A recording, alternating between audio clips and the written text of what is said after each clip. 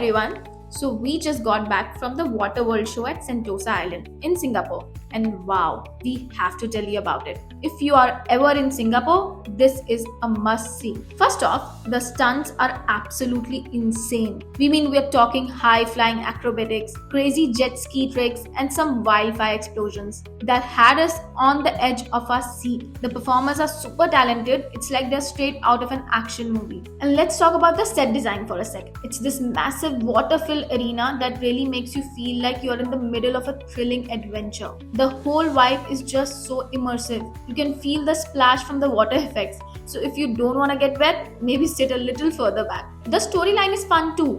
It's all about pirates and treasure hunting with some hilarious moments thrown in. The comedy bits are a nice touch and keep the energy up throughout the show. Plus, it's family friendly, so everyone can enjoy it together. So if you're planning a trip to Sentosa Island, make sure to catch this show.